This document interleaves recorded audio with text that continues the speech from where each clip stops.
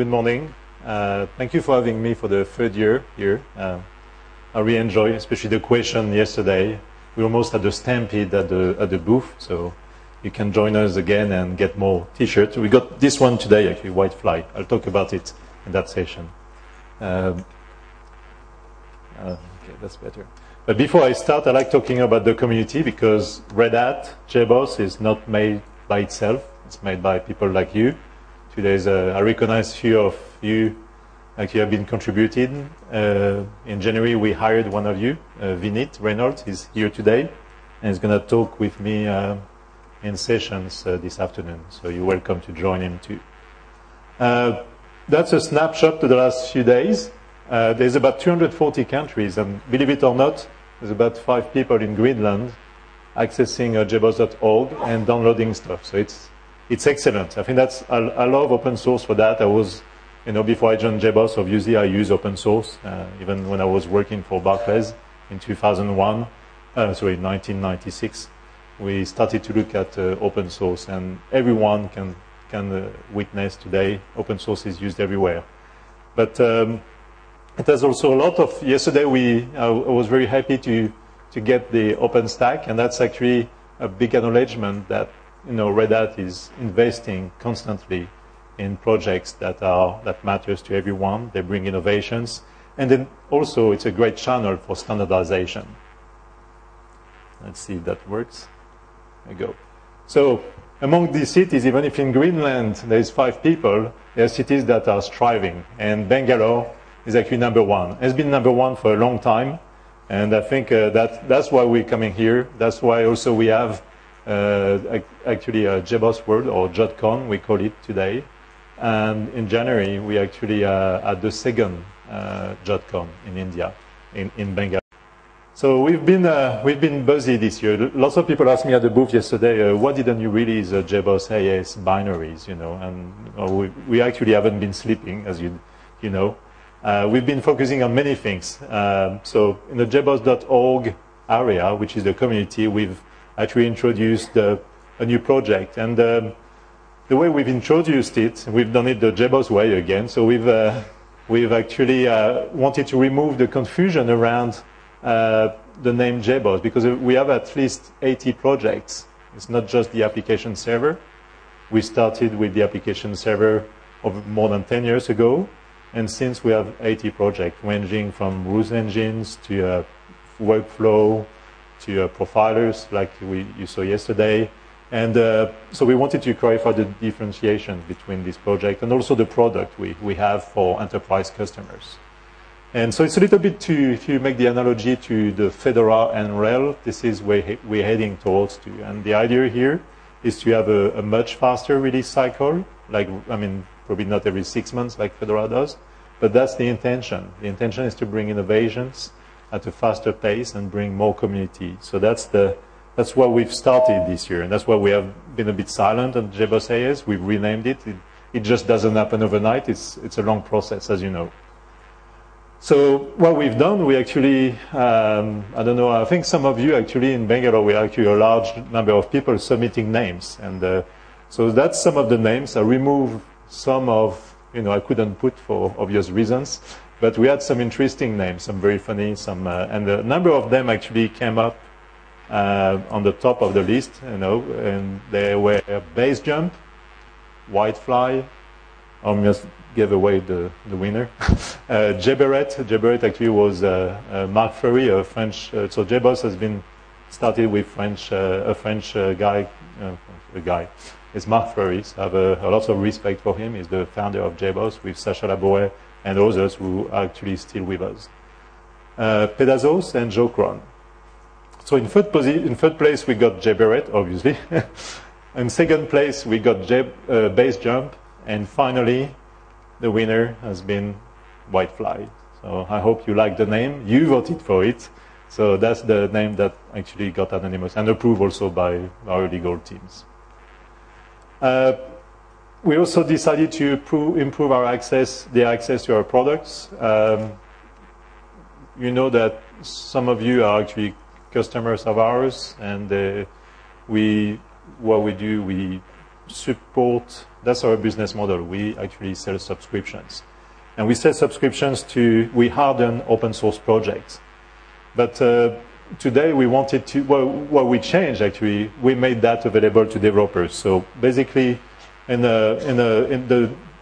you go to jboss.org, you could download JBoss AS7, but now you download also all the products. So we started to do that actually a few weeks ago, maybe a couple of months ago. So you'll be able also to download 6.1.ga. So the idea, and that's a request actually from very large customers, especially in the finance industry, where they want to develop where they deploy. So we have actually solved that problem. They also want to access technology at early stage. So when we harden all the projects into product, then we make it available at a very early stage. So that's available now. So we're doing it not just for JBoss, we're doing also for Fuse. We had acquired Fuse and MQ also. So we'll do that for all product, including our SOA platform and the BRMS. So the title of the session is the JBoss Way, but JBoss Way is not just coding the way we get names. We also I've spent a lot of years, and I think I was there last year at GIDS, and our CEO actually invested a lot of money in JBoss and lots of resources to change increase the developer experience. So we've called it the JBoss Way. So it's on the jboss.org/developers, or getting started. So we actually put together a very large number of tutorials, videos, quick starts, and you can actually download some tools also. Some tools, we have obviously a very nice set of Eclipse plugins. Earlier, we mentioned the Maven L and others. So we solved this problem of dependencies for you, these scaffoldings in our tooling. So you get quickly up and running. Whatever you want to design, HTML5, JSF, rich faces, or mobile applications, we have already scaffolded that for you. Here. So the JBoss Way is AS7 has been certified E6, and we're working on Wildfly, which will be targeting E7. So the JBoss Way is also providing you the tooling and approaches to develop modern applications. We're not talking anymore about struts or other things, although we certify and test struts, Spring, and other technology, but we're heading towards the future. So we don't want. And when we talk about productivity on the previous session, was an eye-opener. Actually, you could see how much complexity and how much things we've been dragging along. So this afternoon, Vinit and myself, we also talk a little bit more in details of the JBoss Way. We also do some quick demos, and also at the booth, if you want to discuss, we can give a little bit more details. So just to summarize the JBoss Way, so we have a simple approach. Even in our tooling, our quick starts, even in Forge, we have actually already scripts that do that. Or even if you download our Maven archetypes, you actually we recommend to start with domain layer, business services, and then after put your scaffolding. Whether you want to have HTML5, we have projects like AeroGear, that also give you some jQuery mobile. So, responsive UIs. We have that out of the box. Also for Git, also for JSF, and others. So I think we have tooling that's also extensible. We've received some contributions, and Vinit also was one of these contributors. I think he's working on the Angular scaffolding. So I think that lots of people are probably getting excited about that.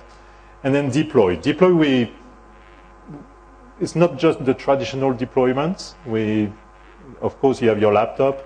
Many of you register to get T-shirts at our booth, but to OpenShift, our PaaS offering. So whether you develop and deploy on the cloud, you can also do exactly the same thing and say, okay, I don't have connectivity today. I'll stay on my machine, and when I'm ready to go on the cloud, I do a Git push. And so we simplify all these processes for you. So many things happened this year. So we actually also acquired a few sources, so that came with different projects, Service Mix, Apache Camel, ActiveMQ. So we'll basically wrap that into our SOA offering, our Enterprise Service Bus. along with switchyard. We also have a CAF, so you know we have for many years the OSGI focus.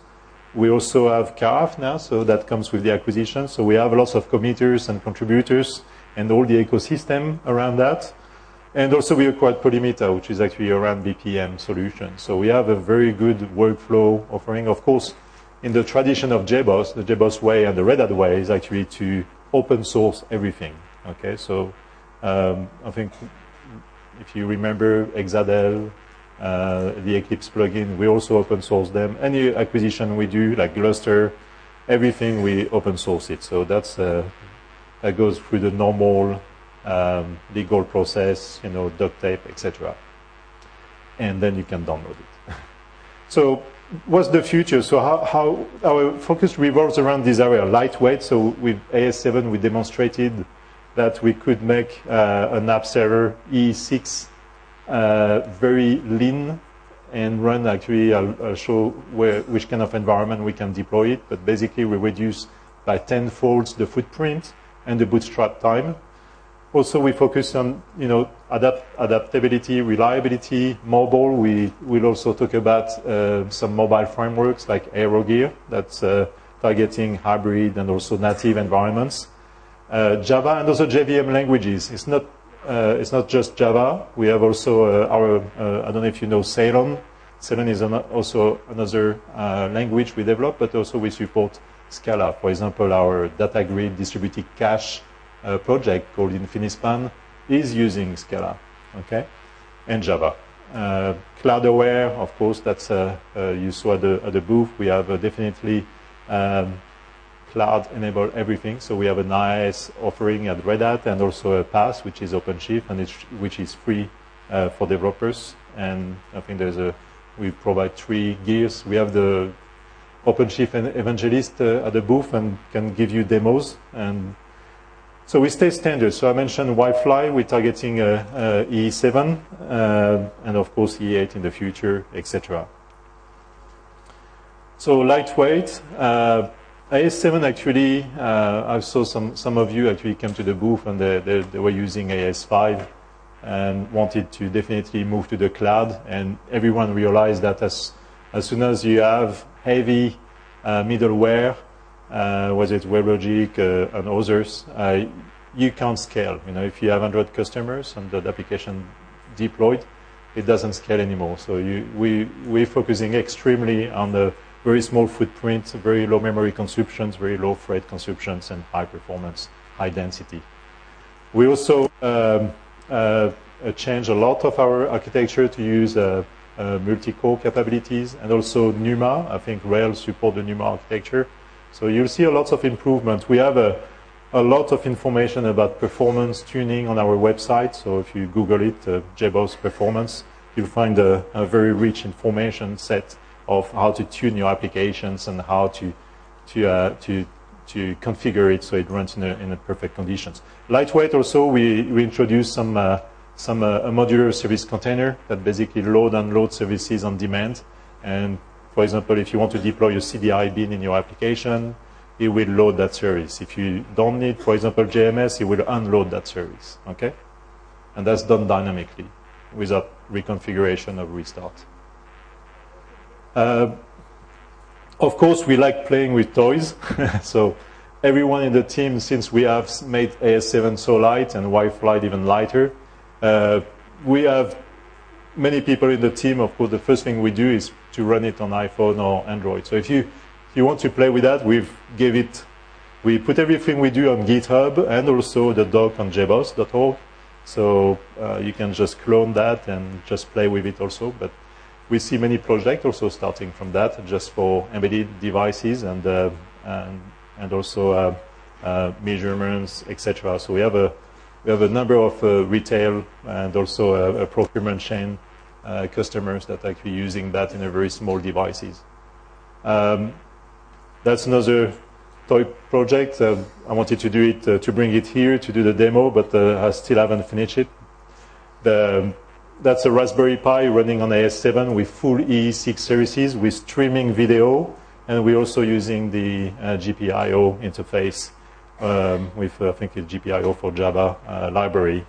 So you can definitely with our latest application server, whether you need JMS, for messaging, whether you need persistence, it's still running there. So actually, I have a couple of pies I brought today. If you want to come and see, I'll try to boot it for you.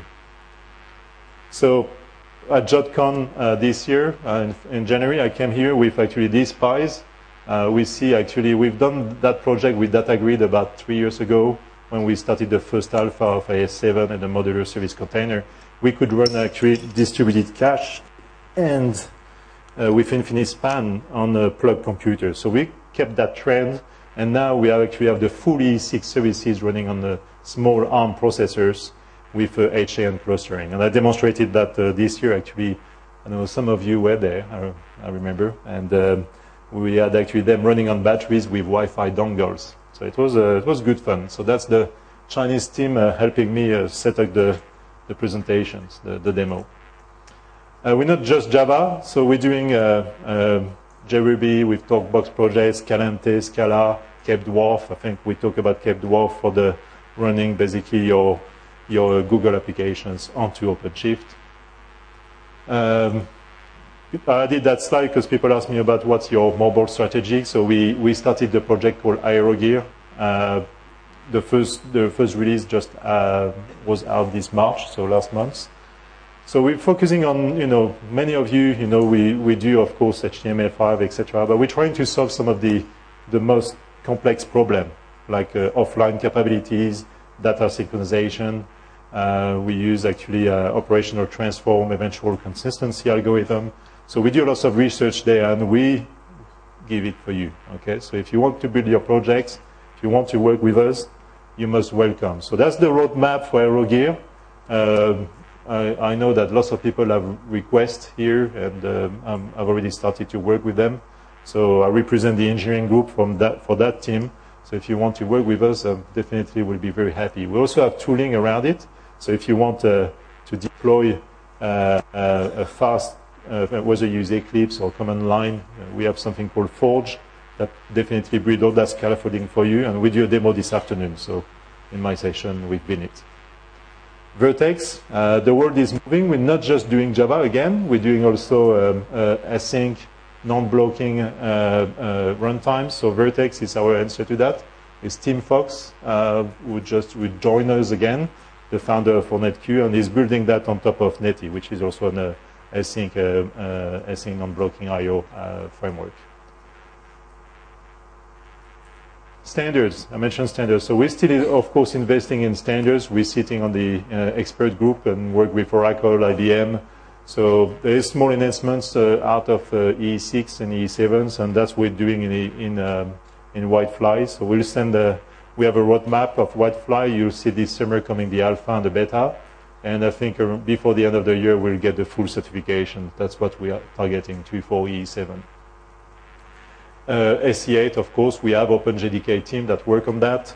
And of course, E8 will be the focus on cloud, NoSQL, etc. So we definitely are very involved in this space. Of course, OSGI, OMC, Oasis in the same way. And last, actually, I totally forgot to add that at my last time. We do something, when we talk the JBoss Way, increasing productivity. Very often you ship one of your applications even more. Many of you I met this week push applications out there. But do you know if this application doesn't have CVs, vulnerability? So what we've done for you, and that's something we put also in our tools, so you can automate before you ship your application, that there is we have a victim database, that we called it, so it's victim.ms here, that will be able to check everything you ship before it comes back to you from QE, and then you lose 1 month or 2 months in your release cycle. So you can actually, and I recommend that, and we'll also add it to our tooling like Eclipse, Forge, so we actually automate that, and we do that ourselves. Okay, so before we hit QE, so we don't waste another cycle in the release. Okay, so we work with Metasploit. Metasploit is also a group of open source that allow contributions. So Red Hat is very involved in that. Okay, so other research, of course, we work with academia. I think I met and I'll meet also some of the schools later next week. We work on the eviction algorithms and other research that's happening in the academia. In India is probably our best partner. We also work with England, Newcastle universities, and also Massachusetts. So our headquarters is based in Westford in the US. And so yes, our focus is definitely, and I mentioned the victim database, so it's constant effort, the cloud environments, etc. So that's where we spend our time, and we appreciate any contributions. If you have ideas, definitely come to us and come to me at the booth. We have still some T-shirts left of Whitefly. So I think the time is out. Thanks for your time. Thanks again for having me here. Thank you.